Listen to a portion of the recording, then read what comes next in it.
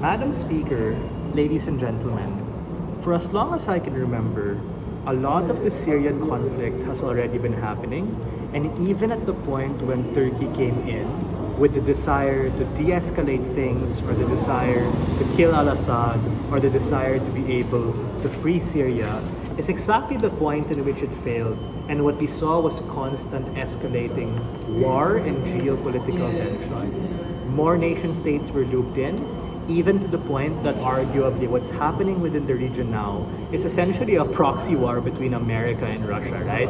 So for instance, you have Turkey, you have Syria, and you have these bigger nation states who are like influencing things and pulling the strings. We think that in principle, this is something bad for Turkey and ultimately unstrategic for them to do.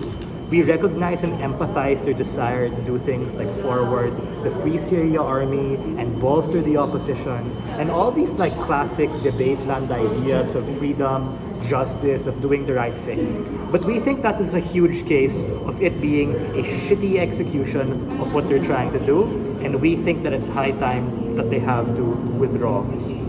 What do we mean by withdraw, right?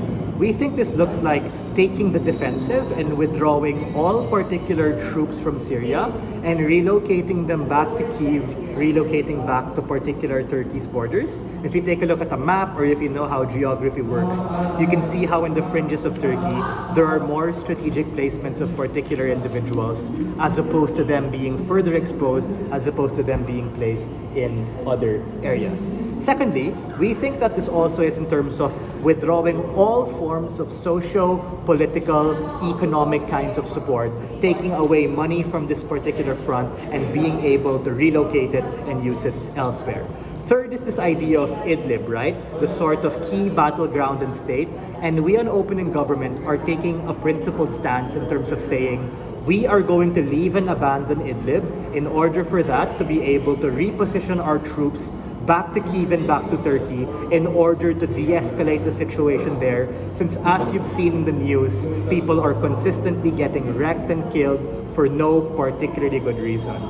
Fourth is the refugees, right? We think that we empathize with their plight, but what we're going to do is strategically relocate them to other areas and decongest Turkey, decongest Kyiv, and other CBDs, since we already see and feel the domestic shock and aftermath on top of the back of inflation, on top of the back of rising energy prices that make it very difficult to heat your home during the winter to be able to do all those things. But sure, I'll take closing if you have anything. So why would anything change in status quo?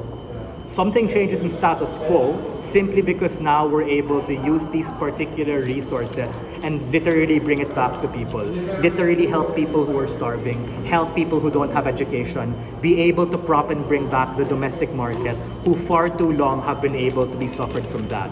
That becomes an exclusive delta because if closing is not aware, it's really, really expensive to be able to have a war, and it does particularly bad things to people. I think the time is at 3:26. I started my clock at that. I don't think it's at 4. Yes, it's at 3:31. So before that opening, I'll take anything if you have anything, POI, anything to clarify. 3, 2, 1. Moving on to my argumentation. My first argument is why Turkey should be justified to withdraw.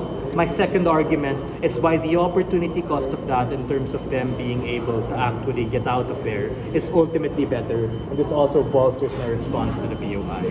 The first is, it's simply an unproductive use of time, labor, and resources. Because for obvious particular reasons, it's been super fucking expensive to go to war. And as the info slide also shows, or doesn't fully reveal, we have been in this for almost a decade, ladies and gentlemen. Fuck, when I was in high school, we were debating about all this bullshit already. And last time I checked, it continuously escalates and continues to get worse.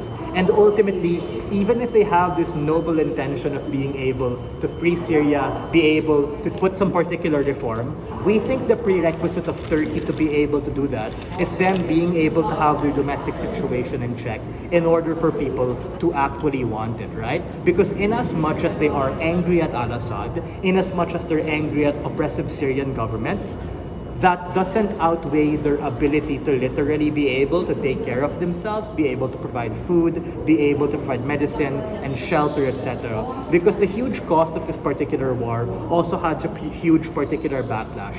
Even if side opposition tells you that they're motivated to do so because of some cultural, religious, or ideological agenda, we think that whether you're an agent of the state fighting this particular war, or whether you're a person who is suffering as a consequence of it, there's just more productive shit to be able to do, especially with the advent of inflation, with what we've seen in the pandemic, where globally we really need to get our shit together.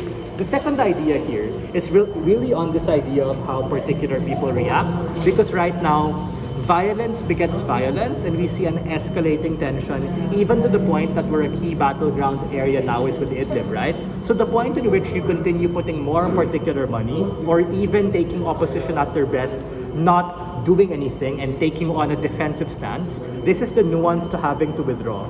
Because the geopolitical community are now going to start sympathizing with you, and that's where you actually get foreign direct investment and virality and view roar towards looking at Turkey, wherein people can now see, oh, they're actually doing something, like focusing on nationalized sectors. They're doing something like industrializing particular industries. They're doing something that isn't just a sketchy and shitty war, which for far too long has given them a really bad reputation for obvious reasons that led to a capital outflow and all of those particular things. So with that said, what exactly is the very clear path to victory and delta that you get from side opening government? When you're able to withdraw from this particular thing, which finally no one particularly wants, even if people in the past have been foaming in the mouth for, you're better able to relocate opportunities and assets towards the very thing that your country needs, which is a domestic and stable market.